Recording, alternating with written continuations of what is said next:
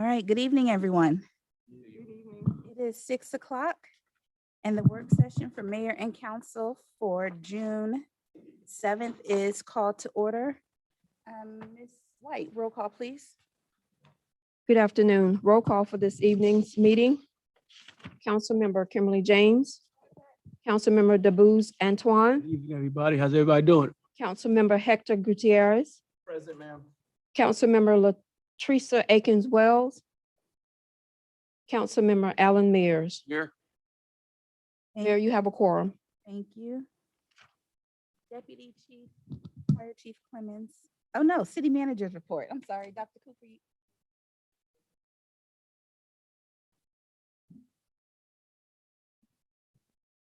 Thank you, Madam Mayor. This on? Thank you, Madam Mayor. Before we get started, I would like to remind everyone a pillar of the community in Clayton County. Clayton County Vice Chair Commissioner. I always mispronounce her first name, but I'm sorry. It's Sona Singleton Gregory. Did pass away, and we would like to have a moment of silence.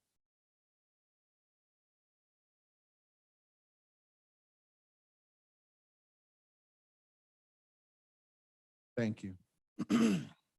Just a couple of things to report on the city manager's report for June 7th, 2021. We did receive a report of a missing child, Jessica Calker, missing since May 8th. She's 5 feet tall, slim round body, weighs about 120 pounds. She likes to wear hoodie, hat, cover head. If found, please contact the Forest Park Police at 404-608-2366. And I'd just like to remind the residents of the area, we are looking into the waste management processing station. We're looking at possible ways of mitigating and or coming to a resolution with that. That was mentioned at the last council meeting. I just want to make sure that everyone understands we're not forgetting. These things do take time for us to look into, and we are looking into it. The Weary House DDA is still gathering all the information, and this is for the home over in Fort Gillum. And Councilman Gutierrez, what was the other name? Hollander Park. Hollander Park, yes, sir. Okay. But we are still gathering all that information and expect within the next 2 weeks to brief City Council. As well as provide a full briefing, in a town hall to the residents. So please stay tuned for that date and time. The Forest Park Ministry Association is hosting the Ministers for Health Communities Project 2021. And that regional town hall is being held on Saturday, June 6th, from 4 p.m. to 9 p.m. at Star Park. And just be advised that in accordance with CDC social distancing guidelines, that will be adhered to. The Forest Park Ministries Association and the City of Forest Park is also sponsoring, and we will clean up the north side of our city, and that's on June 12th. So volunteers are welcome. Face masks are mandatory. Hand sanitizer and gloves will be provided. And for more information, you can contact Edie Young at 770-289-4640 or Dr. Leon Beeler at 678-207-8904. City of Forest Park presents its Freedom Day, a Juneteenth celebration, which will be held on June 19th, starting at 4 p.m. at Star Park Amphitheater. We're gonna have live entertainment, bounce houses, mechanical bull pony rides, food trucks. So we're inviting you to bring out the whole family and enjoy the day with us. Next, we have Councilman Dabuz Antoine is presenting the Dive-In Movies, Poolside here at Star Park, June 13th, 2020 at 4 p.m. to 8 p.m. And the featured movie will be Tom and Jerry. And I'm not ashamed to say I saw it and it was pretty funny. So for more information, you can contact Marquisa Moore at 404-201-1126. Councilwoman Akins Wells presents Fun Fridays, June 18th, starting June 18th, from 8 p.m. to 11 p.m. at Star Park Amphitheater, featuring live band, Something for the Soul. So she's inviting everyone out to enjoy. The 2021-22 budget public hearings. Our first meeting is scheduled for June 16th at 5 p.m.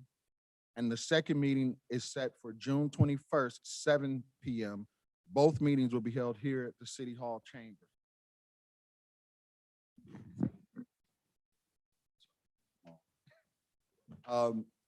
Just a couple other things, city operation. May 26th, the City of Forest Park launched our new online payment portal. So to pay online, you can visit forestparkga.gov and click on the online payments. It's an awesome feature.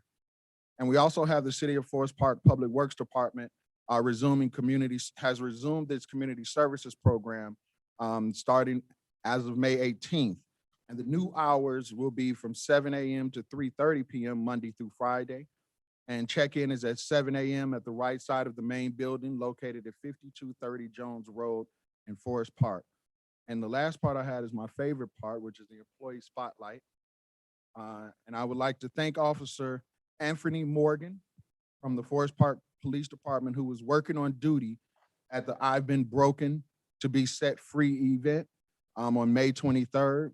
We actually received a correspondence from Miss Shalonda Heath, who is the executive director of the Amazing Soldiers Incorporated, who sponsored the event, praising Officer Morgan. She stated that he was standing in the back of the room and made his way to speak to the host and all the other business associates there. She stated that he was moved by the testimony of all the women who had spoken, and he stood there and spoke with everyone in the room and gave them a lot of hope and a lot of praises for what they do. So Officer Morgan, we salute you for that. Our finance department, I would just like to give a big kudos and a big thank you to our Deputy Finance Director, Interim Finance Director, Darquita Williams, Finance Manager Lori Steels, Ms. Lee Corley, and Nikita Davis. They were all instrumental in bringing to fruition the Forest Park new online portal. And lastly, the City Manager's Employee Advisory Committee, which is something that I wanted to put together to have staff come in so we can discuss some of the problems and situations in the city to try to find resolutions. And I would just like to give a thank you to Ms. Yvonne Broswell of HR, Fatima Fernandez of Finance, Mr. Brian Allen of Forest Park Police Department, Shakir Roser for Planning and Zoning, Mr. Marcus Porter from Public Works, Mr. Willie Freeman from Recreation and Leisure, Mr. Joseph Kidd from Fire, Ms. LaShawn Gardner in the Executive Offices, and Mr. Edwin Torres for Code Enforcement, and Ms. Brittany Sparks from Forest Park PD.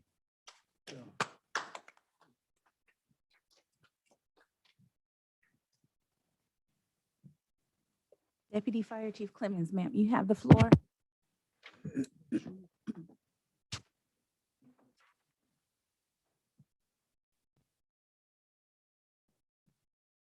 Good evening, Mayor, Good evening. Council, City Manager. Just a brief COVID update. As of June 6, 2021, there has been over 24,410 cases. The 2019 novel coronavirus COVID-19, 481 confirmed deaths. There were 61 new positive COVID-19 tests reported in Clayton County between May 31st and June 6th. Clayton County continues to account for 2.7% of the total cases in Georgia, with Forest Park representing 9.5% of the cumulative cases. 78,625 Clayton County residents have received at least one dose of the COVID-19 vaccination. That's 28%. And 63,981 has been fully vaccinated, about 23%. COVID location, testing location is at Rock Springs Baptist Church, 59 Reynolds Road. That's in Morrow. To contact them, because you do need an appointment, that number is 1-844-625-6522. COVID vaccine locations continues to have vaccinations at Mundy's Mill High School, 9652 Fayetteville Road. You have to call 678-479-2223. Additional locations are Walgreens, CVS, Kroger, Publix, Ingles, and Walmart. One thing I wanted to clarify with your question about paying, I got you. I did inquire with Walgreens, CVS. They do collect insurance information, driver's license, and sometimes social security cards. But this is only to receive reimbursement from the government for administrative fees. Talking to me? Councilman DuBose, yes, sir. So this is only to receive reimbursement for administrative fees. The vaccine is free for all residents. If you don't have those particular IDs, it doesn't matter. You can still receive the vaccination. I did clarify that. In conclusion, after discussion with the city manager, and the fact that the numbers have not shown much of a variance, we've decided that we'll do COVID updates on the first Monday of the month of the council meetings. With your approval, Madam Mayor. Yes, ma'am. So continue to wear your mask, social distance, and hand washing, and vaccinations is still the safest way to prevent receiving the coronavirus, even with the variances. Any questions? Any questions or comments? Thank you, ma'am. Yes, ma'am. Yes, sir. Item 1, council discussion only on rental inspection program. Background and summary, discussion only on rental inspection program. Mr. Shelby, you have the floor. Good evening, Mayor and City Council. Good evening. In your agenda package, you should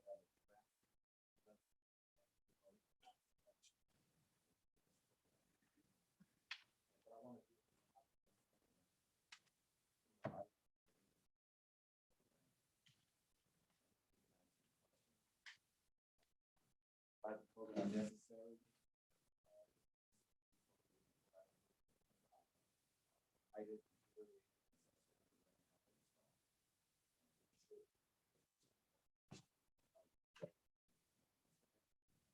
These standards address not only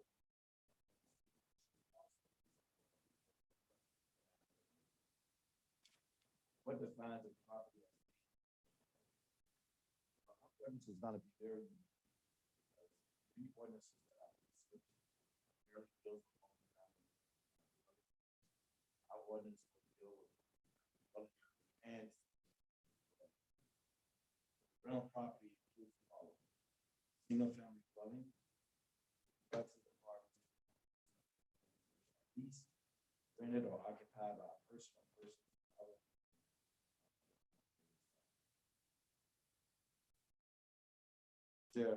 Their registration, their fee charge, registration.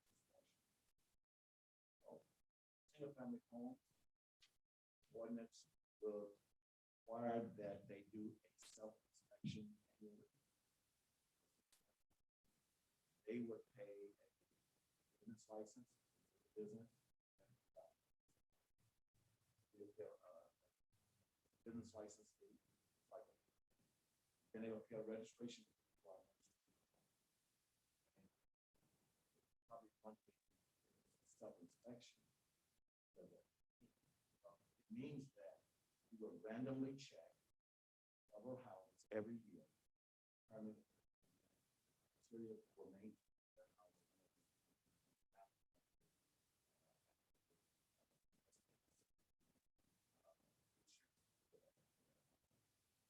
So you will pay registration fee, business license, and return it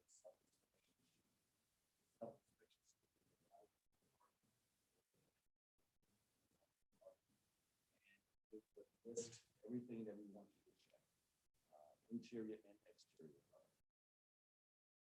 For multifamily units, they would have to get a code compliance manual. They would get that from a certified building inspector. Code compliance certificate should cover at least 25% of units in the building itself. 25% each year, up to 4 years, where we have done 100% when we start off. And exterior, common area inspection should cover at least building every year. Inspection.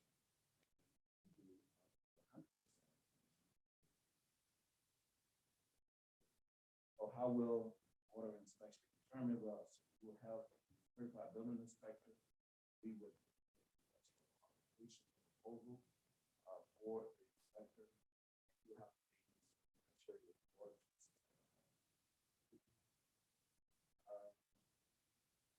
So those are the major highlights of the building system. Any questions or comments? Yes, Madam Mayor. Yes, ma'am. Am I on? I know you told me I had to talk louder. Okay. Thank you so much. This is awesome, amazing, because, we get a lot of complaints from renters that their apartments are not in good condition. I think this is an excellent, excellent initiative that you all have. The question I have deals with private family homes. Does this ordinance speak to that at all? Like if I own a home and I'm renting it out, is this speaks to that? So how would you know whether or not the house is being rented or That's a good question. In the Q&A, it says, city determined. I didn't actually I don't see it. Do you all have it? I don't have it. I don't have it. We don't have it.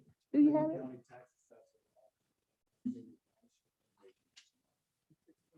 Page 16, okay. Hold on, let me find you. Hold on, let me.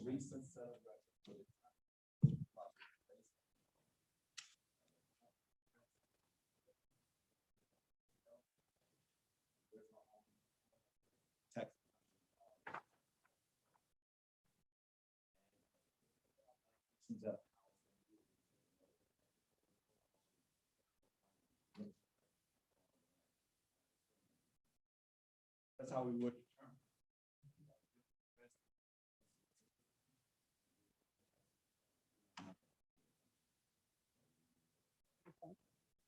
Any other questions or comments? I have a question. Thank you, Director Shelby. I agree with Councilwoman James. Some of the complaints that we get from the renters sometimes is just kind of, I mean, not falling on deaf ears, but it is a private property. So at times I just really haven't gone, where to turn. So I'm glad that this is being put in place. The cost of the annual, can you just break down maybe monetarily, like if an average, maybe the cost of the fees that the owner is going to have to incur annually, roughly? Bring that back to you.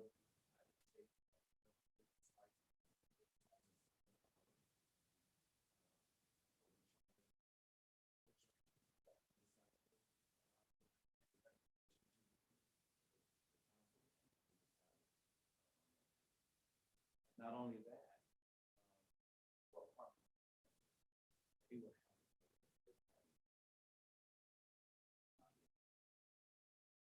however, they will have our certified. Keep in mind that we only inspect 25%.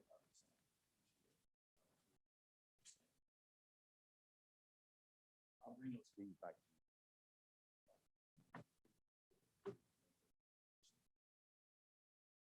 My next question is, I guess with this, it seems a lot of work, I guess, our department's gonna have to change. We're gonna have to get some more people. Have you thought of that already?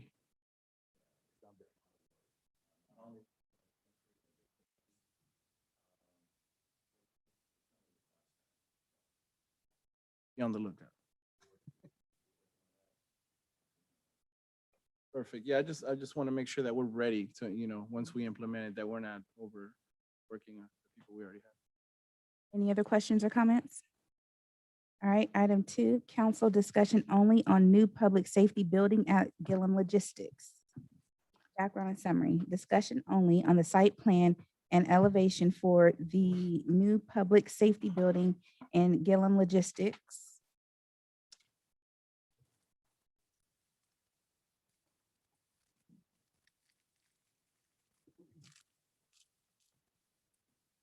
I'm pretty excited to bring to you our fire station in Fort Gillum. And just to give you some details on the fire station, this is a site plan. The site was sit on 4.37 acres. It will consist of a fire station with 3 bays, and it will also consist of a precinct. I don't want to call it mini precinct anymore because it's not as many as we thought it was going to be. The fire station will be 13,208 square feet. The front of the building will have 3 bays. They will be bifold doors. One of the things that we discovered during the design process is that when firemen are going out the door and they're waiting for that door to open, like a garage door, sometimes they don't make it. And so we're going to have bifold doors, and the bifold doors will open like an accordion, and then they will be able to go out. They can see that the doors are not open. But the back of the building will have the regular roll-up doors. There will be a conference room that will be shared by both the police department and the fire station. And can you show the elevation? This is the elevation. This is what it's going to look like. Parking out front. And there will be accommodation for shift changing. How many shifts are there?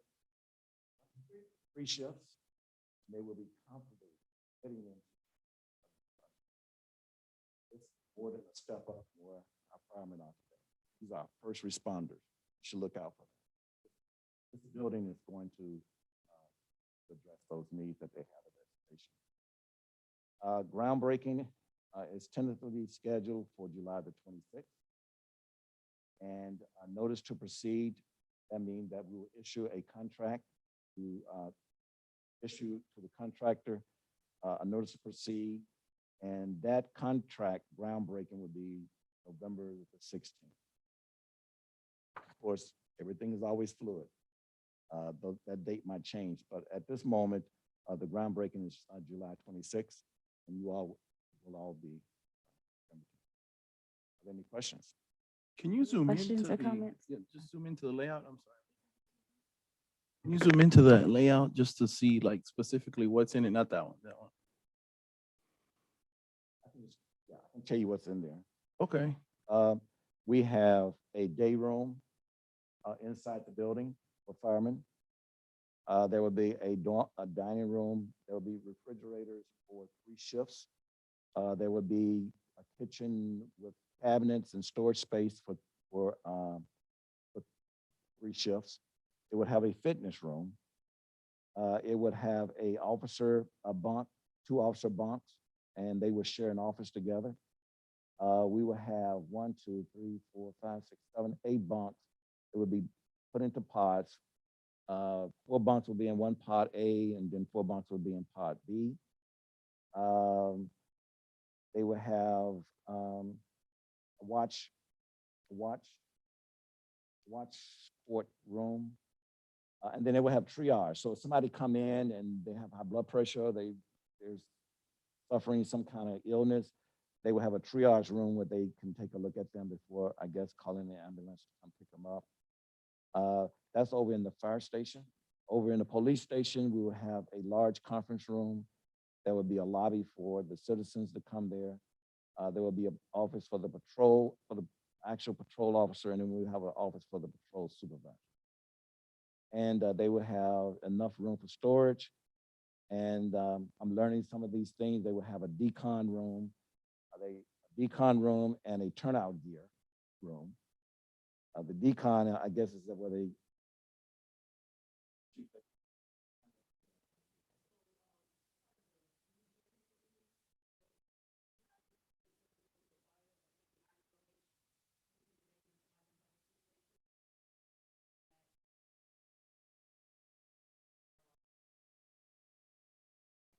and this will have 3 bays. One will be for a 42 3-inch new Quint station.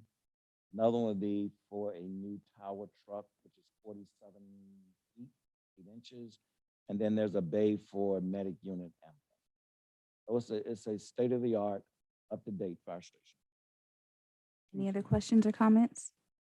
The top area says future training. That's going to be in the future. We're going to make that a training grounds.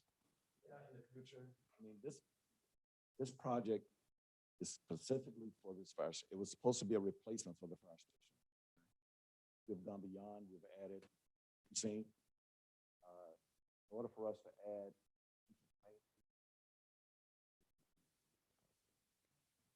Okay, thank you, Director. I was just curious because I know now we're training our own firemen now. I just want to make sure we have everything. All right, thank you. Item 3, council discussion on the results of the employee survey. Councilwoman James, you have the floor, ma'am. Thank you, Madam Mayor. Council members, you all have in your envelope, the presentation that I kind of put together from the, Martin and Jenkins. And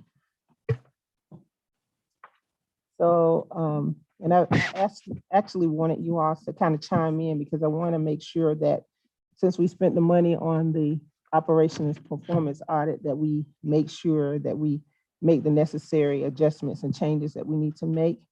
So based upon the operation and performance audit, there were some recommendations that were suggested to each department, and each director, I'm sure, was tasked with that information from Dr. Cooper. So, but I'm committed to focusing on the areas that we as a governing body can change. Next slide, please. So on slide 2,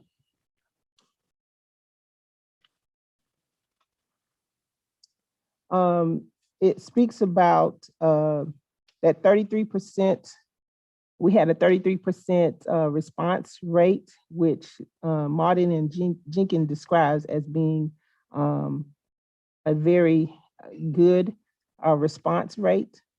The scale ranged from disagree, strongly disagree, which is a 1, up to a strongly agree, which is a 5. And so the lowest score that we scored is 2.5, and the highest score that we scored was 4.3. Next slide.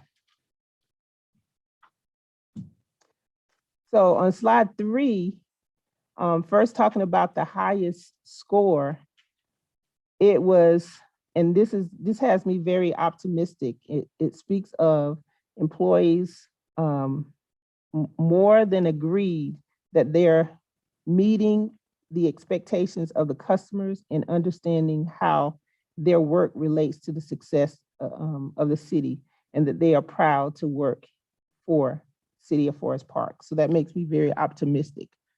Next slide. Slide 4, and these are some of the things that I want us to kind of address as we move on in the slide. The lowest score on the survey, staffing feels that we have a lack of clear communications and management. There are areas being addressed, and there are some of these areas already being addressed by Dr. Cooper with his force that he spoke about in his city manager's report. Let's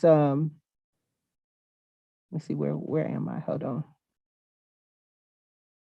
Oh, and so I want to say that I'm very proud with the level of knowledge that our city manager brings to us. And I'm confident that he'll be able to make some of the necessary changes to occur with that lack of communication and management. Slide 5. Next slide, I mean. There were 8 open-ended questions, but for the purpose of this presentation, I want to focus on the questions in which the employees, or the comment in which the employees identified opportunities for improvement and the major impediments to making those improvements. Next slide.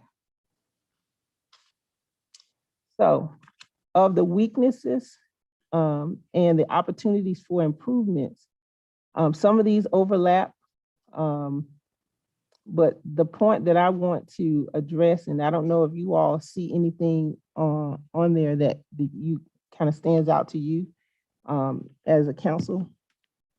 I don't know if you see anything that jumps out to you, but for me, on this list, I'm concerned about the low morale.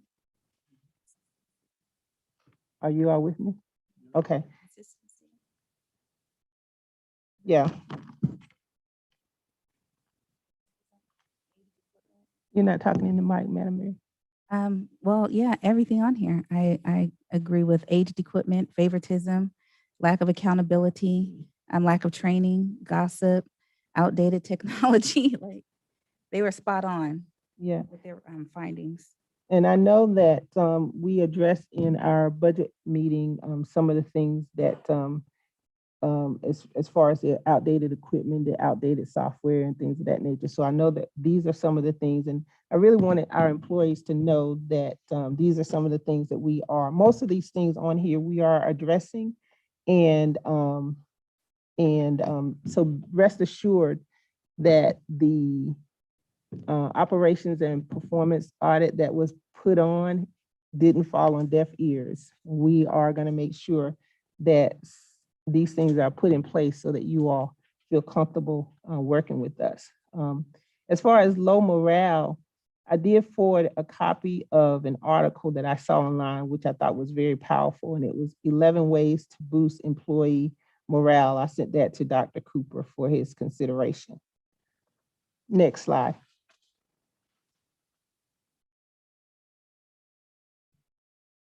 So of the impediments for making these improvements, these are some of the things that was identified. And again, some of the things are overlapped. So again, council, is there any points that you all want to pull out? Feel free to. So the statement that I want to say is that if we desire to be a progressive city, we need to make improvements in many areas, and we are willing to embrace those changes. And I want to challenge Dr. Cooper to continue the work that he's already begun with our directors to continue to progress in these specific areas. And as far as leadership oppression, that was one of the things that I think was identified on there. We need to make sure that we are in a culture that doesn't have leadership oppression as part of our culture. And What the do you mean specifically, Councilwoman? So- I don't understand that. so and anybody can chime in if you want, but if I'm a leader and I have someone under me that has an idea and I don't allow that idea to come out, or I overlook that idea, or I even take that idea as my own and belittle the employer, but kind of, this is my idea, or you just belittle the staff to a certain extent. That's my estimation of it. Anybody else want to chime in? Well, yes, I just looked up the definition of oppression to make sure that we were, along the right track. And it's just prolonged, cruel, or unjust treatment or control from leadership. And that could be elected officials, it could be directors, or just other employees doing it to themselves. Well, I think you got two parts here. People are not trusting the leadership or the directors, and they have suggestions. I think they're scared to make any suggestions because of being done the old way for so long. I think we need to build more trust up between the directors and the employees, and trust, and cut out some of the scared to stand up and kind of do the job. I've heard that floating around for a long time. They need to not be scared that they're going to be unemployed because they speak their piece. This is America. We do all have opinions. Doesn't mean you have to listen to it. The person has a right to voice his opinion. Hopefully that he's making better for everybody else. I don't think we're getting at all levels. Seems to be a lot of intimidation. People cannot feel comfortable, enjoy their job if they feel like they're pressed to a certain I agree with that. That I agree trust with that. needs to come back. I agree with that, and I appreciate you, Councilwoman, bringing this up to the public, because I honestly, I thought this was just for us, but I'm glad we can share this information. The changing old habits, like the mayor always says, to quote her, it's a new day, like it really is. The accountability aspect is here. Like Dr. Cooper, we have now a city manager in place that I trust, and I feel like the leadership oppression, if you're an employee, I think in the long run, people will come out with their true colors. You can only, if you quack, you're a duck. Eventually, people are gonna know you're a duck. You can hide behind the feathers or whatever it is, and eventually, it might be a bad analogy. I'm sorry, but you know where I'm going with this. That eventually, it's gonna come out, and you're gonna be exposed. So, accountability is for everybody, even for us. So I think that it's going to come out, and the lack of trust, when I saw this, it really saddened me, but it also made me proud of the other aspects where people are proud to work here. We're trying up here, and it only starts with people speaking up. So that's what you need to do. If you see something that's wrong, or if you are feeling that oppression, I mean, I've seen, I haven't seen the oppression, but I've seen, for example, Director Shelby, he has a young lady, Caitlin, in his department, which I love how she always brings bright ideas to the table. So I just want to commend you on that, Director Shelby, because you're the opposite of that. Well, agree. I'd like to And- say that Dr. Cooper's, I believe, is the man for the job, and things are coming, or people, the council members are getting involved in day-to-day activities, and they're superseding city manager. That's obvious. You hear it everywhere you go. I feel like the council at our level does not need to get involved with the day-to-day problems until it goes to the proper authority. And then if Dr. Cooper has a problem, then he comes to the council, then it's our problem, then it's all on, the gloves is on. But I believe a lot of the problems that we got with our city employees, if they would go through the chain of command without being scared of being prosecuted, and try to work it at that level through Dr.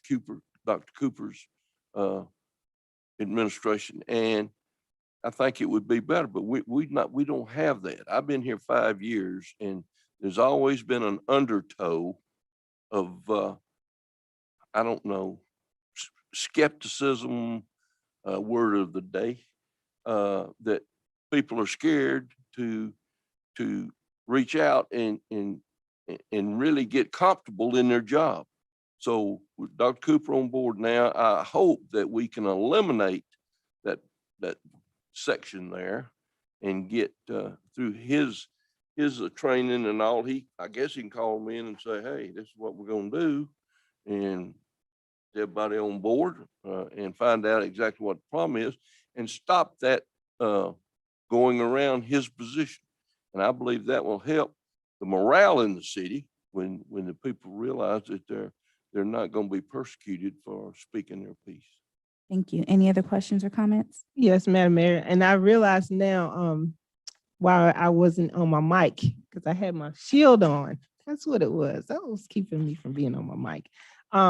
But the one thing on here that you all see, and I think Councilman Mears just kind of alluded to it, and keep in mind, these are responses that the employees put down. This is nothing we're making up. This is from the 33% of the employees that filled out this survey or participated in this audit.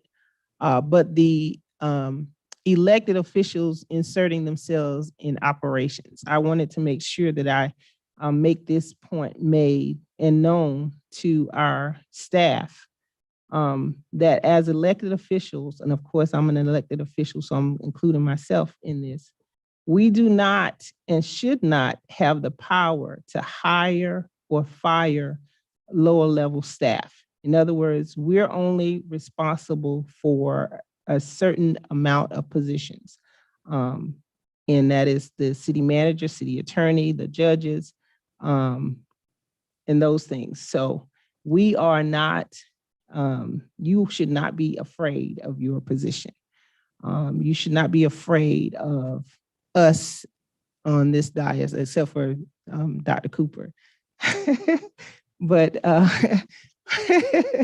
but for us, I'm committed to making sure that you are not feel like you're intimidated, and for you all to put in writing that elected officials interjecting themselves in operations is a problem, and it's a problem that needs to stop.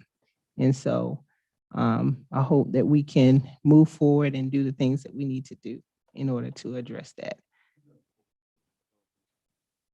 Just the sheer numbers of the city employees, I don't know exactly how many we got, 300, It's under. 280, somewhere like that. You have that many city employees and you don't get but 33% to even fill out the questionnaire, shows you that there's a problem. I mean, they won't even write it down, send it in, don't know who's gonna sit or whatever. So if you've got 300 people and you can't get a third of them, but a third of them to put down what they feel, then they're intimidated. I mean, the cotton picking survey tells you that. So that's the problem that we got to deal with. And like Councilman James said, people that sit up here shouldn't have any say in the day-to-day operations until Mr. Cooper brings it to our attention for questions. He should handle it there. The council people ought to stay out of it. And until that happens, we're going to have this kind of turnout. So that's what challenge Mr. Cooper to get that sort of corralled up. I mean, he don't have much to do, but he does. Just kidding, sir. But that's all. Well, I just wanted to, as I continue on with my presentation, I did write some things down. I took a lot of time to go through this, Mayor, so I definitely got to say it, okay? I put on here, employees are to follow the directions of their leaders, who should follow the direction of the city manager. There is only a handful of positions that the council is directly responsible for filling. In fact, personnel is a very small fraction of the duties and the responsibilities that we have to perform. And so employees should be comfortable doing their job without interference. Now, I do recognize that there are some circumstances when matters are brought to our attention, and we do have the power to investigate. And if from my, just speaking on my own perspective, anything that I have investigated, what I've found is that all the processes were followed. We have a staff, we have personnel attorneys that help when there's things that are put in writing, that they gather the information, they look at the complaint. And so if you are an employee that have written a complaint, have a complaint that's in writing, you don't have to worry. It actually has been handled. And not only to protect you as an employee, but to protect us as an employer, us being the city as an employer. So again, I'll say that if you have a grievance, please don't be afraid to put it in writing and let the process work for you. I encourage you to do that. Do not be intimidated by bullying. We cannot allow bullying and disrespect and demeaning to our staff. So I encourage you to make sure you do that. And I think that's all for that slide. Okay, so the next slide. So in the audit, the observation was that negative perceptions, it really leads to not being motivated, not giving high performance, and just a negative impact on the overall culture of an organization. So if you have an employee that it has a negative perception, that's what we're getting. So we need to make sure that we are addressing whatever those negative perceptions are, so that we can come to a common understanding to achieve it. And this is observation from Martin and Jenkins. And then more than 70 interviews. And the commonality was, and I think Councilman Mears mentioned it, that they're afraid of losing their job due to political influence. And I'm just saying to you today, you don't have to worry about that. Don't worry about losing your job because of political influence. Anybody else want to chime in on that? I just want to hear from Dr. Cooper, I guess, like, if you can share, what are we doing to, I guess, implement the recommendations of Malden and Jenkins as a city? Well, can I say one thing? This is going to Dr. Cooper and then your comment. I've been here probably one of the longest here. And I would say that, of course, nobody wants to come to work, feeling like they're wasting time and not being heard. I heard Oprah say it a long time ago in her last episode. The only thing that people wanted to do was just to say, look at me, I'm here. Everybody wants to be heard. But I could also, say that a lot of these things that we're going through or we're listening to or from this audit, nothing's gonna be solved overnight. The man been here about like 2 months. You could name any good organization that comes to mind. Let's say Chick-fil-A. I'm good friends with them. I used to work for Bubba. And you could ask them throughout all their years, nothing came in within a year, 2 years for them to be what they are today. So for us to try to, hey, Mr. Cooper, just swing a wand. I mean, look, we all could agree that we are confident in Dr. Cooper. He is a statesman. He listens and he likes to learn while he's solving his problems.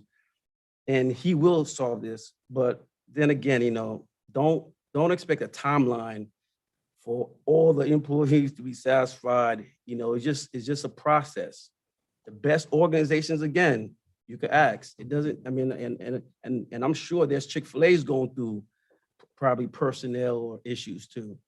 So not to put pressure on Dr. Cooper. Dr. Cooper, you have my support, brother, and you know what to do. And don't expect, you to solve this problem by midnight. That's all I'm saying. Just by 11 o'clock. I'm just kidding.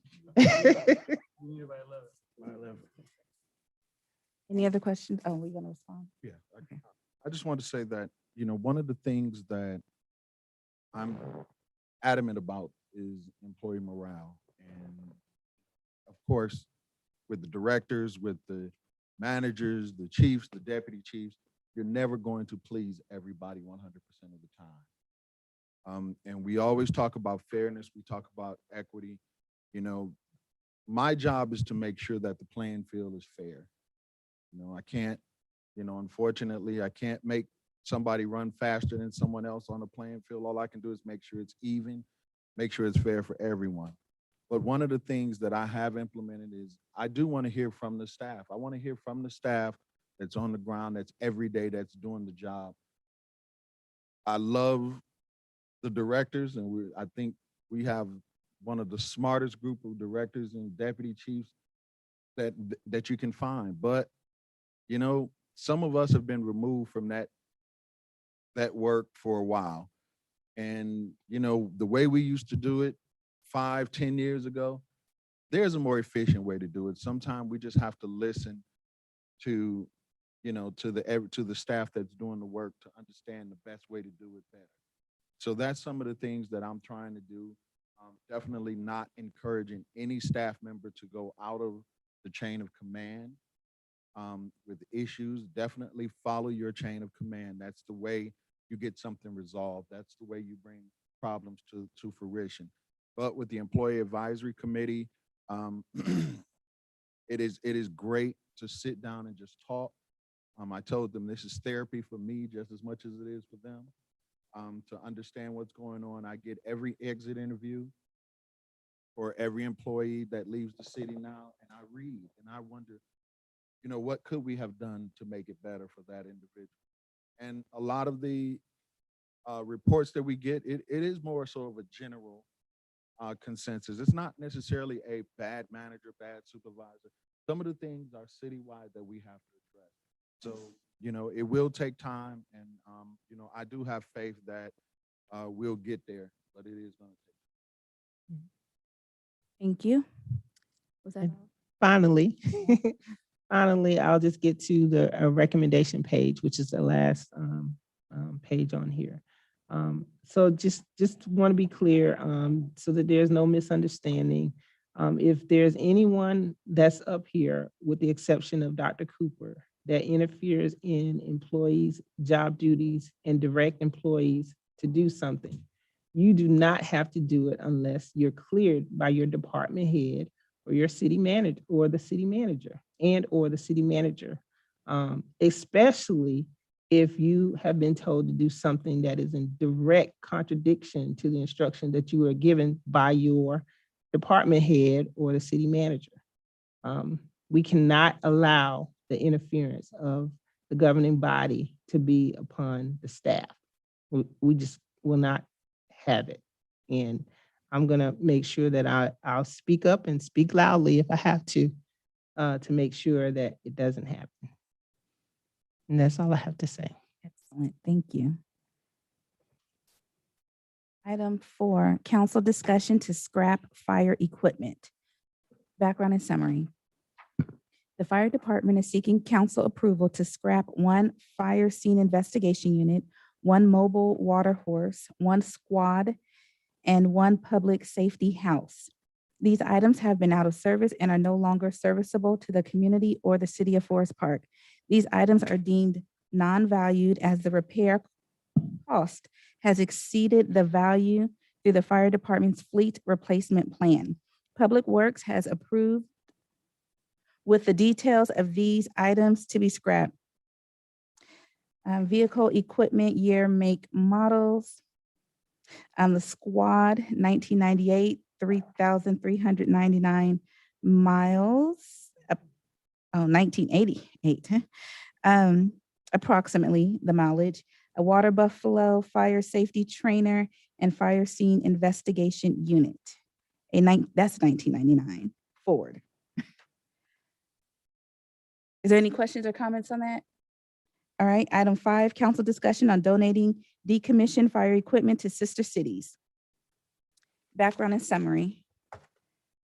The fire department is seeking approval to donate 1 fire scene investigation unit and 1 mobile water horse to our sister cities for use. These items have been out of service and are no longer serviceable to the community or the city of Forest Park. The water buffalo can be used as an extinguishing agent to any fire incident, and the investigation unit can be used as a medical transport or equipment storage for any significant incident. These items are deemed non-valued as the repair cost has exceeded the value through the fire department's fleet replacement plan. The water buffalo was a donated item and has no title or value to the fire department.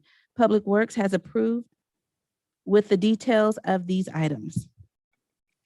And again, it's a water buffalo and the fire scene investigation unit. Any questions or comments on this? Yes. Got one. I think we're doing the right thing by giving this stuff up to people that need it. Evidently, there's not a lot of value in it, but it could be used valuable for other people. But once we donate or give this stuff away, I don't feel like that it's the city's responsibility for shipping or moving or hauling or whatever to whoever we give it to.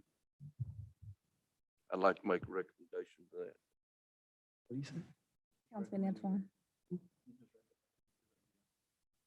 Councilman Antoine, you wanted to say something? This gets passed, would we be ordering that hose to connect to the water buffalo? Yeah, yes, you Well, have that would Dr. be Cooper. Dr. Cooper question. Yeah, I think that was something that was discussed, and I think that would be Yeah. something that we said. Because I know you have a lot going on. I just wanted you to make sure, because that's that little piece that's needed. Because you don't want to just fill up water and then you can't have the hose to. No, it is. So my question, Madam Mayor, Yes. ma'am. has to do with, I think it's really on the same line as what Councilman Mears was saying. If we agree to go ahead and donate this to the sister cities, are we saying that we're on the hook for getting it to the sister city? I'm gonna respond to that. Because we were talking about the shipping of this, and I spoke with Councilman Antoine on this. We're actually trying to find alternative ways of getting this there. You have a lot of organizations that donate and do things in our sister city and a lot of other places. So we're trying to reach out to find out what they would do and how they could do it, or how they could assist. If there was any financial cost, of course, that still has to come back to the council. But as of right now, we have a bunch of preliminary numbers with things, but we haven't heard back from some of the ones that actually donate their services for that. And those are the people that we're trying to get in touch with now. Okay, thank you. Any other questions? I would say that we jump on top of this. Reason why is just going over there. It's wise that we stay on top of who we're getting to ship it, only because there's some organization that will deliver the items and it doesn't get to the sister city. Actually, the government takes it and doesn't give it to the people. So it's wise that we stay on top of who we getting to send this. And about it. I thought we already, the numbers you shared with us, Dr. Cooper, were those for the shipping costs? It wasn't, how much over were we? Because we had a budgeted amount. No, that That was for the That was just for the electronics. electronics. Oh, that wasn't for the. That wasn't for this. No. Oh, okay. Right now, preliminary numbers and just have us looking at shipping cost of almost $30,000 for these items. And it's, you know, it's pretty expensive because, you know, they have to go by boat. They can't go by plane or anything else. So, you know, that's why we're looking at other organizations. And Councilman Antoine and I have talked, and he's given me some advice on, you know, looking at some of the other organizations, because we do know that some of those organizations will ship things and take things to other countries, and it'll be commandeered by the government, but that's not something that necessarily we can control. But we will try our best, and regardless of what we do, however we recommend or however we figure out how to get it there, it has to come back before council for approval. I've just Thank got a you. question. Excuse me, point of order. How many people are actually involved in this sister city plan? I should know that, but I slipped me. How many Cities? Is Forest Park the biggest bunch in the biggest dog in the litter? I can answer that. No. If you look up Sister City International, it's the whole nation. It's not just Forest Park. Every state has a sister city that they're partnered up with internationally. It was founded by President Eisenhower in 1950. And throughout the whole United States, there's thousands of cities that's partnered up international. So Well, that's sister good. cities I think international. they deserve this stuff, but no, that's putting lots and lots of responsibility on the taxpayers' money. I'm sure Dr. Cooper is going to bring us back a good report on that, but you still got to, we got to watch our money. Thank you. Thank you. Item 6, council discussion on the 2021 municipal elections provider. Background and summary. Due to the recent passage of new Georgia election laws, the city of Forest Park expressed an interest in outsourcing its local elections. The city has been in contact with Clayton County Board of Elections, who will not be deciding until July 1st, 2021, and Intact Consulting Services to engage in the rendering election consultation and program management services for the local elections, as well as contact Dominion Voting for the equipment required to have an election. Due to the complexity of the new law, the city of Forest Park is looking to engage with these services sooner than later to ensure proper processes are in place. It is recommended to the council that the city of Forest Park move forward with engaging Intact Consulting Services and Dominion Voting for the November 2nd, 2021 municipal general election cycle. Any questions or comments? Yes, Madam Mayor. Yes.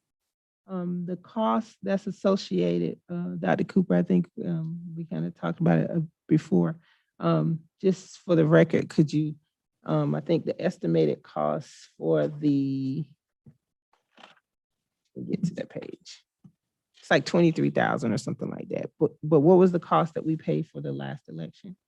The cost estimate we got for this election is about 26,000. For the 1920 election, the city spent 46,918 for the election. So I just wanted to say that I think that's a great savings for the city. I hope we can move forward on this. Or you guys can decide not to have an election. I can just hold my seat. Good one. You can scratch that from the records. Any other questions or comments?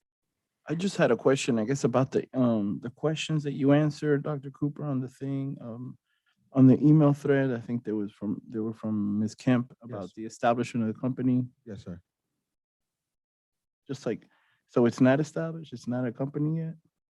Well, it's a company, but she's the end of Mrs.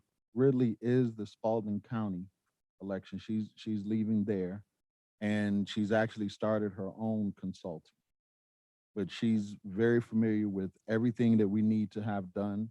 And her consulting has been established, and I spoke with the city attorney. So we can legally enter into an agreement with her to actually consult under our election. Our city clerk, hopefully we will have a city clerk by then, will actually be the person in charge of the election. She is the consultant that will be working with the clerk to ensure that everything from House Bill 202 and everything is intact.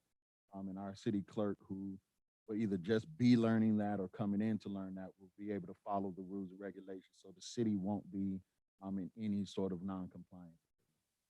So our city clerk is still doing the elections? Well, again, we your get city one. clerk always oversees it, but the actual work will be done by the consulting group. Did we, And- is, Oh, I'm sorry. I'm sorry. Is there like what is it called, the process we do with Jeter? Hmm? Procurement?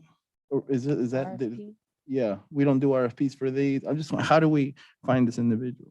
Well, this is a specialized procurement that, actually a professional service that we actually had. And under our charter, we could move forward with this person. If you want to do a procurement, that would take about 3 to 4 months, which would definitely put you behind in the election cycle due to starting so late with the procurement. And I would say too that one of the reasons, and Dr. Cooper, you can correct me if I'm wrong, but one of the reasons I feel that we had to move in this light is because of the resignation of our city clerk, Ms. D. No, I definitely want to outsource the elections. I don't want it to fall on the city clerk. I was just curious, I guess, how we came about this individual, Ms. Ridley, I guess, but she said she used to run the Spalding County elections. Yes. Okay, thank you. Item 7, council discussion on adopting a credit card use policy. Background and summary. There is not a credit card policy in place to govern the use of the city's credit card. Therefore, the interim finance director is presenting the attached credit card policy to council for discussion and possible consideration of approval. Any questions or comments? All right, if there are none, I will briefly go over the agenda for the regular meeting. Our call to order will begin probably in about 2 minutes, around 7:05, followed by the invocation by Elder Miller, and then we'll have our Pledge of Allegiance, then our roll call. We will have our presentation by Councilman Gutierrez, and are we going to do the proclamation? No. Okay. Just Okay, followed by public comments, and then we will have the approval of the May 17th work and regular minutes, and then we have the following items for consideration. Council approval to scrap fire equipment, council approval on donating decommissioned fire equipment to sister cities, council approval to enter into a contract with Intact Consulting and Dominion Voting to conduct the 2021 municipal elections, and council approval to adopt a credit card policy, and we will be going into executive session this evening. So if there's not anything else, is there a motion to adjourn the work session? That was Councilman Mears. Is there a second? Second. Councilwoman James, all in favor? Aye. Opposed? All right, thank you. All right, well, it is 7:04.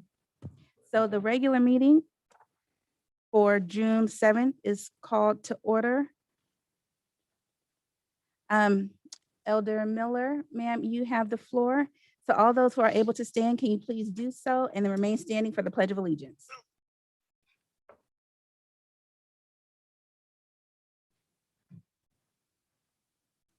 Good evening, everyone. Good evening, Mayor. Evening. Let us pray. Father, we come before you tonight just to say humbly how much we thank you for bringing us through this day to this time. Father, we ask that you look upon this meeting. We ask, Lord, that you look upon the elected officials, Lord, from the mayor and all of the city council members, Lord God, and to the citizens that will come, Lord, to let their petitions be heard. Father, we also ask that you would cause there to be a unity in this city, Lord God, as we go forward.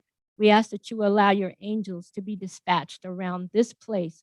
Lord, we ask that you look over our police officers and all of our first responders, our fire chiefs, Lord God. We ask that you just watch over us, keep us, strengthen us, and guide us. These and all blessings we ask in Jesus' name. Amen. I Pledge allegiance to the flag of the United States of America and to the republic for which it stands, one nation, under God, indivisible, with liberty and justice for all. Ms. White, roll call, please. Tonight's roll call for the regular meeting, Councilmember Kimberly James, Present. Councilmember Dabuz Antoine, Good evening, everybody. Councilmember Hector Gutierrez, Councilmember Latresa Akins Wells, Councilmember Alan Mears, I'm sorry. You have a quorum. Thank you. Councilman Gutierrez, you have the floor, sir. All right, so I just read it out loud? Yep. All right, so, this, among being another special month, it is Immigrant Heritage Month, and I was, contacted by an organization, and they kind of mentioned it to me, and I was like, why not? We have a lot of immigrants here in Forest Park, me being an immigrant myself. So we have a proclamation today, celebrating Immigrant Heritage Month. So whereas generations of immigrants from every corner of the globe have built our country's economy and created the unique character of our nation, whereas immigrants continue to grow businesses, innovate, strengthen our economy, and create American jobs in Forest Park, whereas immigrants have provided the United States with a unique social and cultural influence, fundamentally enriching the extraordinary character of our nation. Whereas immigrants have been tireless leaders, not only in securing their own rights and access to equal opportunity, but have also campaigned to create a fair and more just society for all Americans. And whereas despite these countless contributions, the role of immigrants in building and enriching our nation has frequently been overlooked and undervalued throughout our history and continuing to the present day.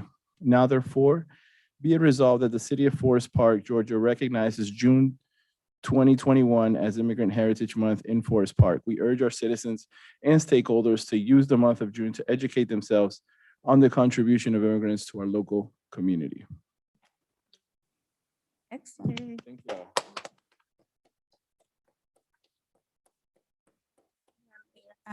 Point of order. Yes, ma'am, state your Okay, point. so I know that we are not doing the second proclamation, but I did want to speak to that. Well, wait, first, before you do that, let me just state, Councilwoman Wells, at her request, this item will be removed from today's agenda. Okay. Let me just make a Yes, point. ma'am. One of the things, and I sent an email to all of you all, testing. Let me just use this mic. I sent an email to all of you all regarding the proclamation, and I just wanted to make sure that we are clear. As far as proclamation, it's something that represents the entire city, and it represents the governing body and the will of the governing body. And so I was in opposition of the proclamation with just one name. And so I definitely want to proceed on with doing a proclamation for the Finches. In fact, they had an awesome celebration for their 67th wedding, excuse me, wedding anniversary. But I just wanted to see what the council's consensus is as far as proclamations. I want to make sure that we are clear moving forward. And I think that Dr. Cooper has educated me in some things that we may have done in the past that were misaligned. But I think we need to make sure that we get it right moving forward. Point of order, I think this should be something that we talk about in executive session. It's not an executive session Mike? item. Yeah. It should be. I got a comment. Yes, sir. I think that proclamations are good for the people that get them, but it should be given by the whole council, the mayor, the city. It's something that the city is wanting to award or give to somebody that's done something outstanding or something like that. And it should be done as a body. It shouldn't be done as individuals. Everybody should be involved. It takes sort of some of the sting out of it if it's not complete and everybody's on board and like Dr. Cooper's on top of it. And I think that that's the way that we need to go with it, is make sure that the whole council, mayor, everybody's involved. And I have a question, Mike, for you, I guess. Since this item is tabled, can it be reinstated for the next council meeting if the entire council decides that we want to move forward with the proclamation? You can always add it back to a council meeting. Okay, thank you, sir. Questions or comments? So will we work, I guess, Dr. Cooper, you're gonna work on, I guess, establishing maybe if an individual wants to give something, maybe like a recognition from the ward or a proclamation. I mean, I guess it being not a proclamation. Right. Can an individual, I guess, recognize just somebody in this ward? Yes, sir.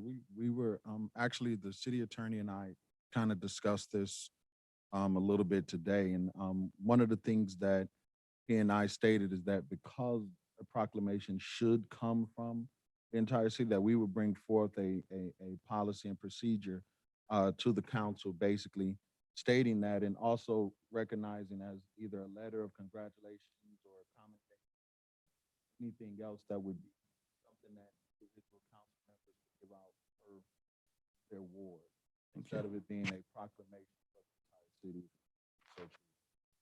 Thank So you. that policy will be coming forward to whatever the council decided. Do we have another one of these in a frame, or this is it? No, we have enough. I wanted We to have the I wanted a official one. picture one. One of That's just everybody in for the us. picture. Thank you.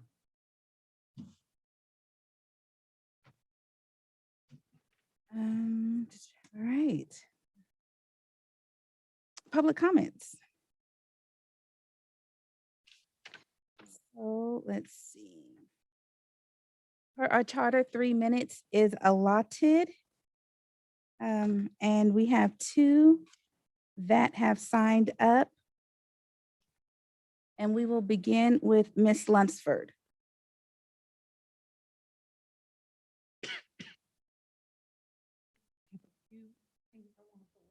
Yes, ma'am.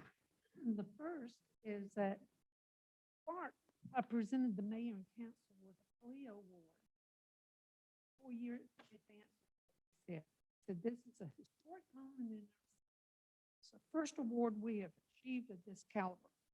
Well, I'm sorry to tell Mr. Clark that we've been receiving Cleo awards now for a good long time. So he was just trying to take all the kudos from that.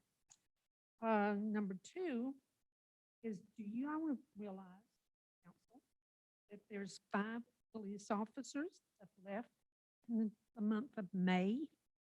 5. Do you know, Councilman Antoine, that we only Ma'am, direct all the comments to the chair, please. 3 officers on the streets today? 3. 3 officers. That's a shame. I've been told we have a toxic environment there at the police department. we're fixing to lose, I understand, captain of the CID, who's confilled. And I also want to know, does Clark, how does he get off getting to keep his vehicle when our other important officers of fire and PD that are on call 24/7 can't keep theirs? I don't think it's right. Take his car away from him too, because I'm pretty sure he doesn't live within 25 miles. Also, I would like to say that we do not need a public safety director, nor do we need a public safety department or building. Leave our building over there at Gillum to fire department. It'll save us money. Get rid of that position completely. And also on the use of purchasing a card, these guidelines and policies should have already been done. Under no circumstances is a card holder permitted to use the P card for personal purchases. That's defined as personal goods or services, blah, blah, blah. Like we've had one being accused of. If a violation is determined to be intentional,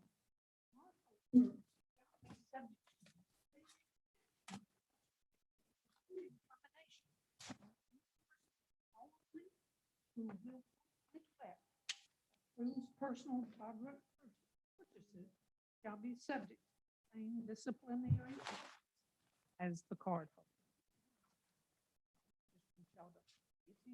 Y'all will find. Yes, ma'am. Thank you. Thank Mr. Parker, sir, you have the floor.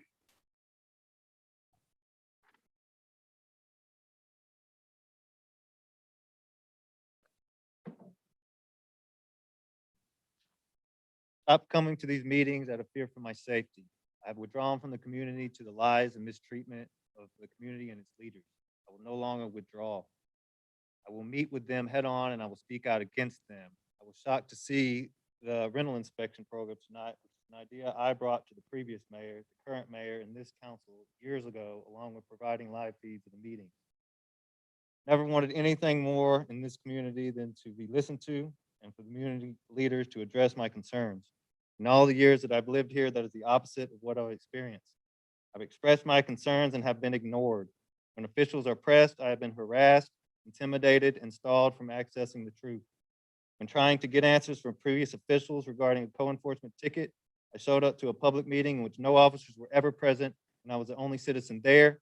But when a police officer was called to this meeting to intimidate me when I had done nothing at all wrong, even the members of the board were left wondering why this was occurring. When an officer you've had words with shows up for no official business to your house at 9:45 p.m. at night, spotlights the entire street in front of your home, sits in his police vehicle for 10 minutes, and then gets out of his police vehicle, goes directly in front of your home, and then uses his flashlight again to spotlight your home, it goes beyond harassment, and that is intimidation. The officer had no business being there or doing that. It would have been within my rights to go out and walk directly in front of him and ask him what he was doing. But I didn't further escalate the situation as I already feared for my safety. These are bad people that we have as leaders in this community. They think that the police force and badge is their own source of intimidation and justice to dole out to those that question them or share different opinions from them. To that, I say I will not back down. Code enforcement ignores tickets on certain properties, and I have proof that the city attempted to delay and deny me. There's much more to this, and I will share. If you'd like to see video of the encounter I mentioned above with documents, prove the city ignores certain properties, email 30297ga@gmail.com. You will get an immediate response with the video and the documents. 30297ga@gmail.com. I will no longer hide, but I fully expect the police force to even further intimidate me now that I've publicly spoken out against them. I'd like to note that I've never been previously called upon or been accused of doing anything here in Forest Park, but I'm no longer even safe in my own home. Congratulations, Mayor. I hope you're happy. It is indeed a new day in Forest Park. Thank you. Ms. Garcia, you have the floor, ma'am. Hi, Good afternoon. Good Hello. afternoon. My name is Maria Garcia. Mike, you could pull it in. Pull it down. Can you hear me now? Yes. Okay, I have a big issue in Forest Park. I'm a owner of a business for 20 years. And I talked to somebody in Zoning about that they're opening so many hair salons in the same spot. So I'm concerned about because lately they opened one salon in less than 1 mile. And I'm concerned because they told me that within the mall, uh, there is a mall on Jonesboro, the International Mall. They said that they can open any salon they want, but even though the building is too near to all the salon, I have a list of all the salons that we have in the same spot. If you wanna look at it, so I have all the address. So it doesn't matter if that's in the International Mall, but it still is gonna affect me. We were affected last year for the impact of the COVID-19. Now, opening new salons near to my salon is gonna impact me more. So even though it's inside the mall, I think the building is too near to my place. So I want to see if you can do something about it. Mike, do you mind grabbing the paper is that for us to keep? Is that for us to Yeah. keep? You can Okay. keep it. I have my city manager. We'll look into it. Is there anything else? No, but I just want to know what are you gonna do about it. That's all I need to know. Yes, the city manager, he's going to look into it and get back in touch with you. Okay, thank you. Thank you. All right. Is there a motion to adopt the agenda? That was Councilman Mears. Is there a second? I'll That second. was Councilwoman James. Any discussion? All in favor? Aye. Opposed? All right, thank you. Approval of the work and regular minutes from May 17th. Has everyone had the opportunity to review them? And if so, are there any changes to be recommended? I make a motion that we approve the work session minutes and the regular meetings from May 17th. That was Councilwoman James. Is there a second? Second. That was Councilman Gutierrez. Any discussion?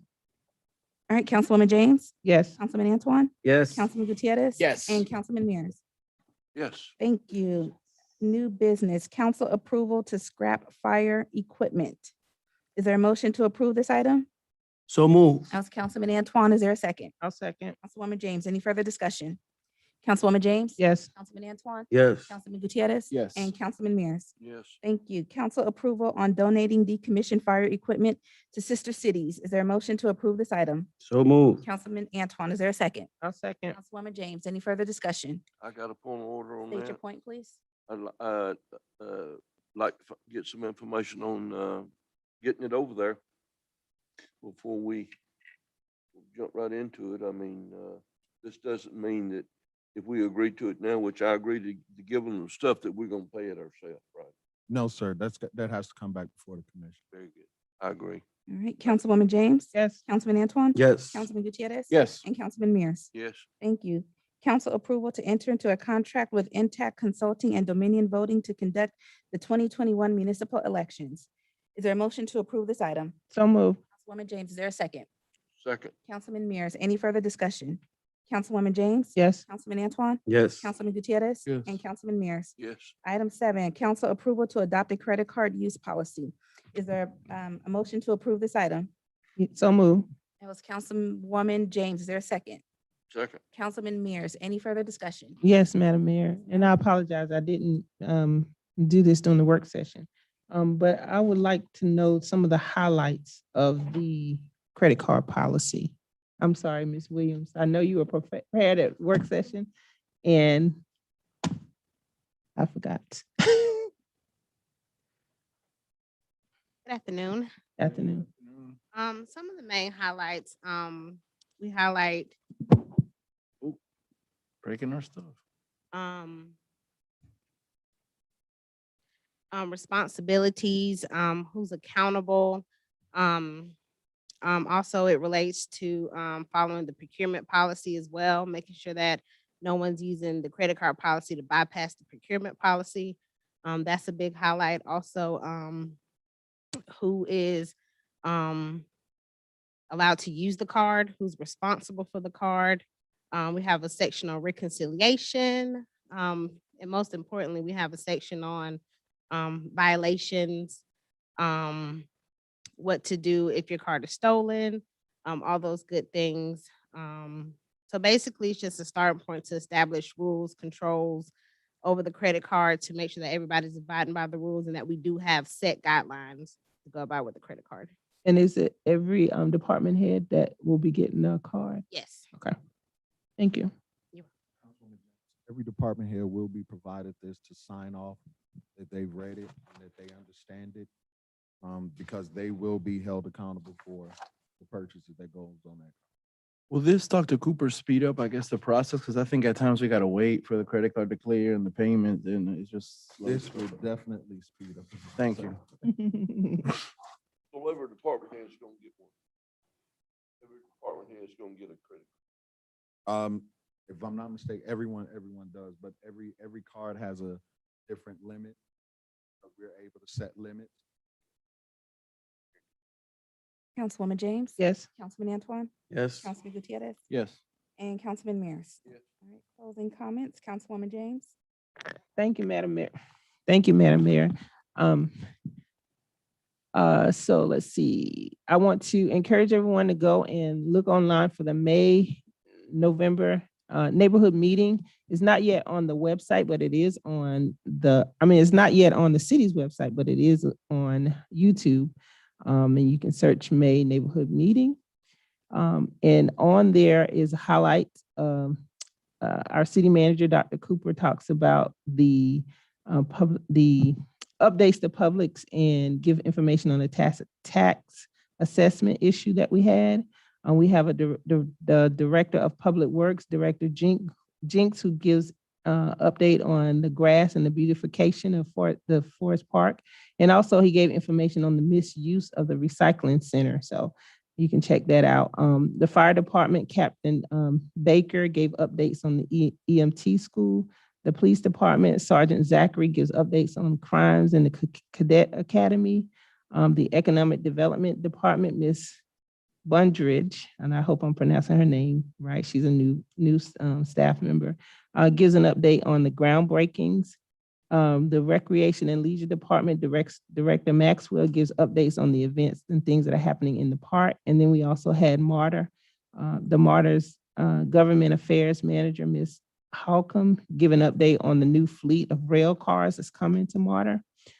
Also, I want to invite everyone to join me for our June neighborhood meeting, which is live, and the meetings take place every third Thursday of the month.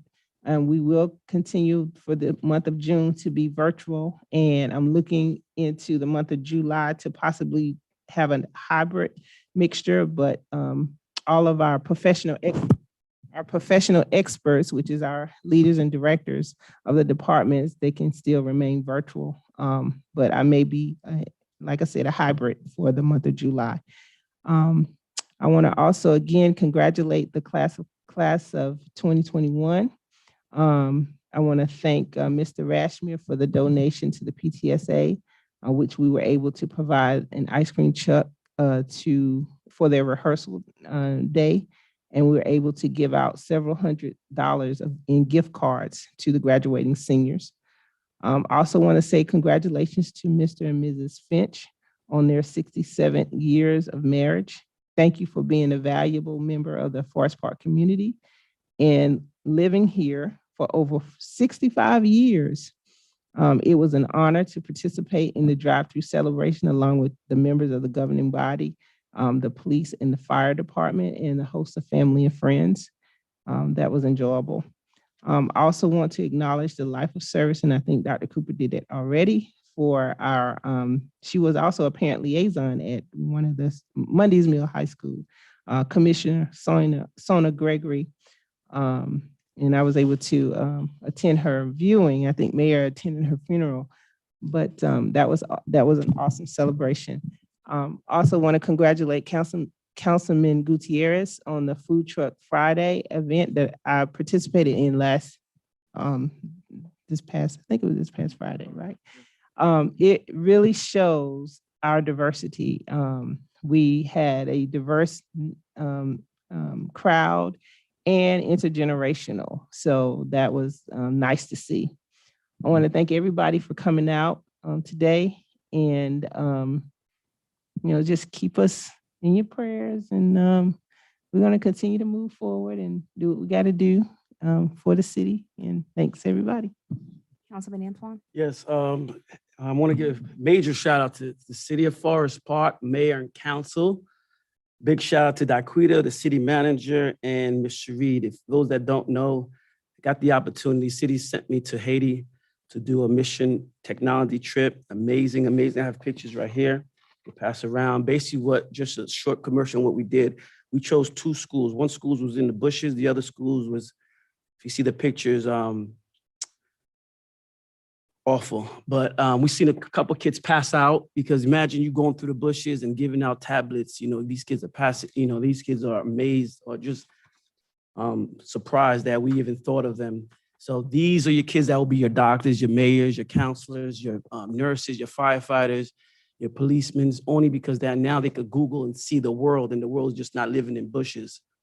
And this is huge. And I thank everybody because even though you guys couldn't come there, I was a representative. I seen kids or even a community here, like here I am passing out dollars, right? And this is what goes to show you that money is not everything. So I'm here passing out dollars to these people that live in the community inside the bushes where there's nowhere to be found. Why do you think they would not want to spend money? Like if I'm giving out dollars, why would you think this community would not want the dollars? Anybody? Because they have nowhere to spend it. It was better for me to bring corn seeds, apple seeds, rice and beans to them instead of dollars. And that taught me a teachable lesson because in America, it means what, if I give you $100, Kim, you have 100 places to spend it. There's some people that don't even want money. They just wanted us to do that. I also visited the church that burnt down, the Catholic church that took 2 hours for another country, the Dominican Republic, to come and put out the fire.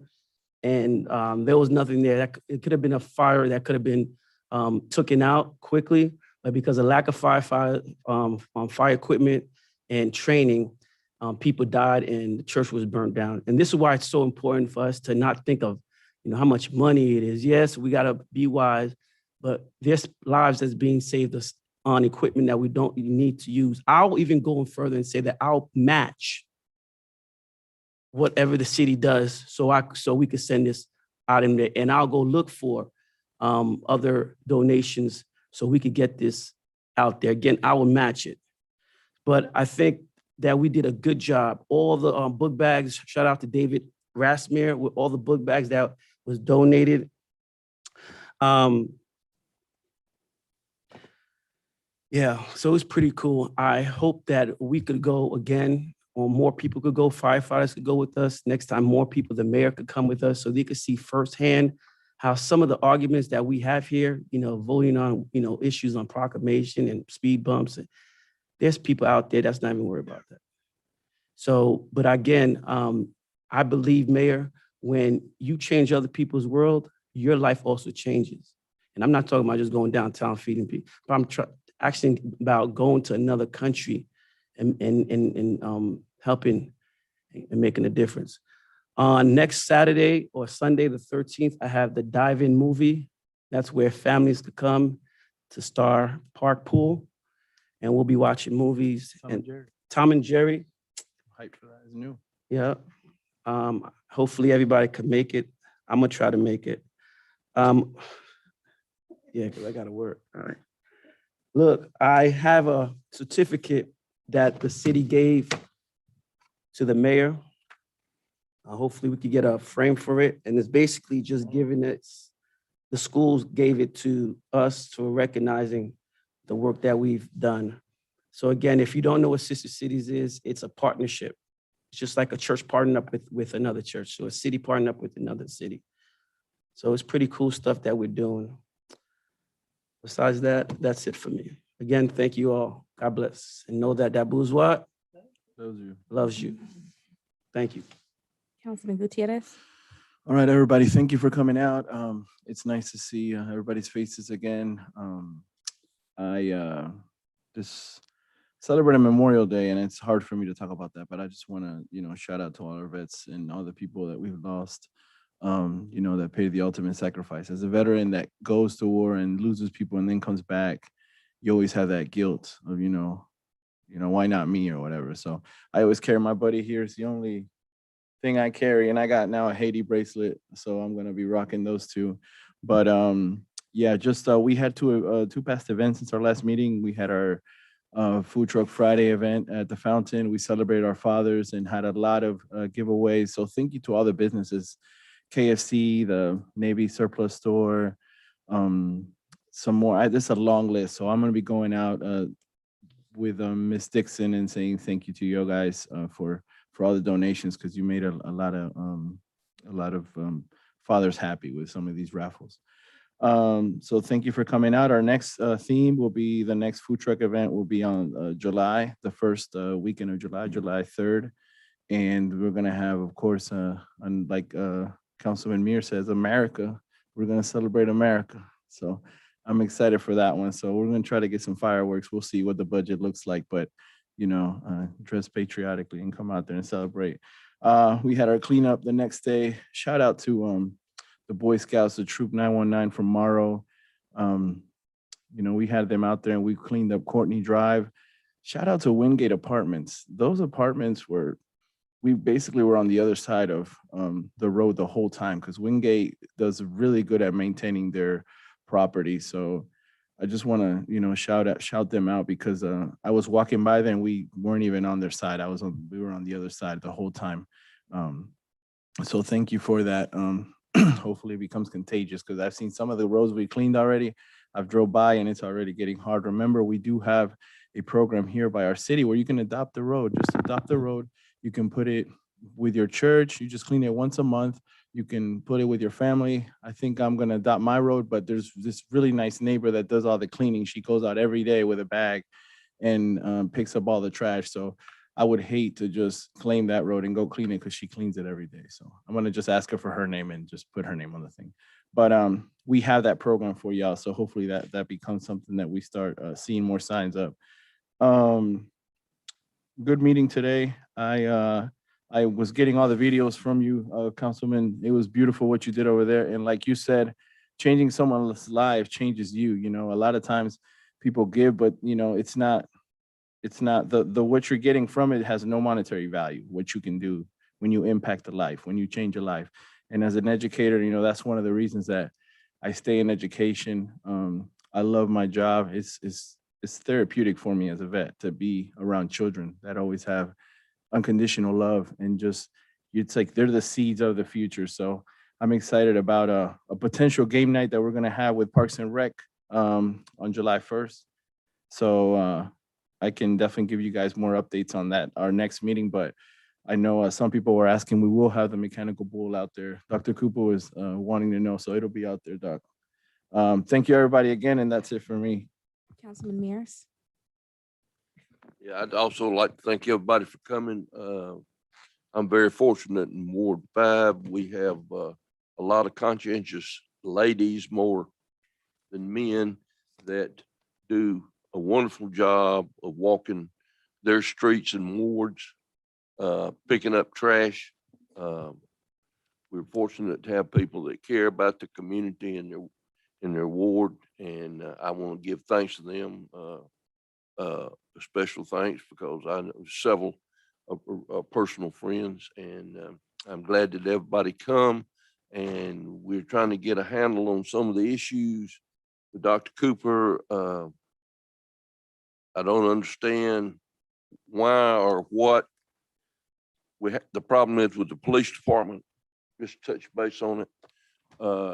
I know our studies, the wages are in line for a city that's our size. We just give them last year, whatever it was, 17%. Give them a decent raise.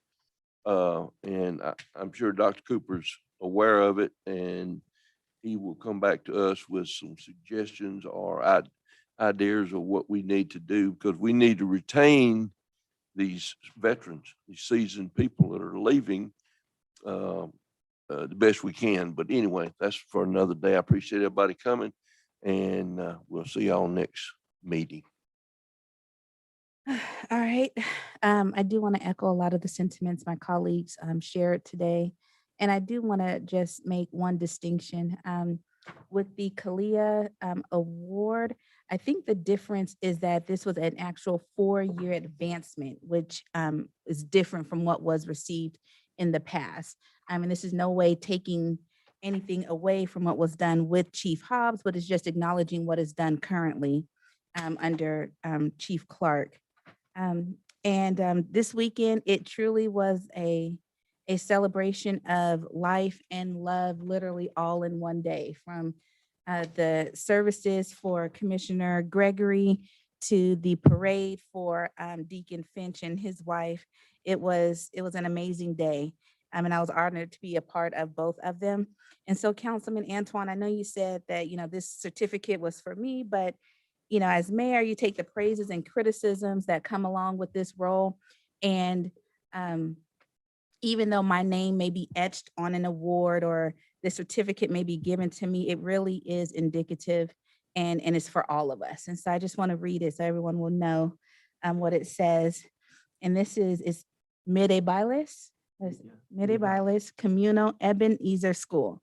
Thanks to the City of Forest Park, Georgia, for the distribution of the technological equipment given to our pupils in the school.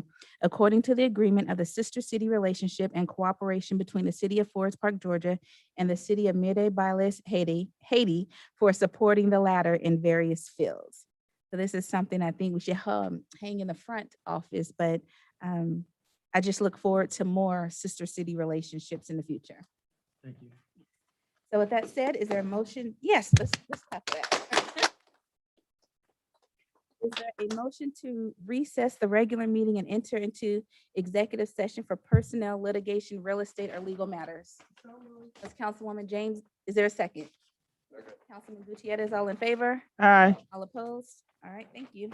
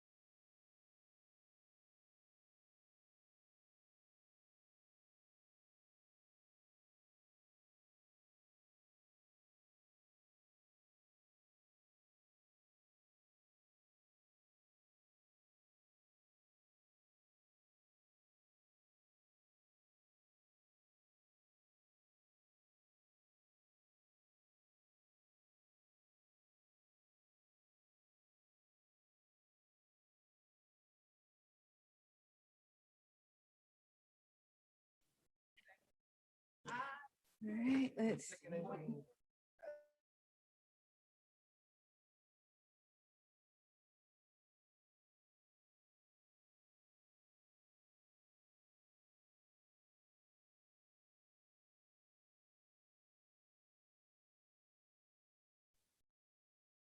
All right, it is 8:34. Is there a motion to adjourn the executive session and reconvene into our regular meeting? So move. That's Councilwoman James. Is there a second? Second. That was Councilman Mears. All in favor? Aye. Opposed? All right, is there a motion to adjourn? So move. Councilwoman James, is there a second?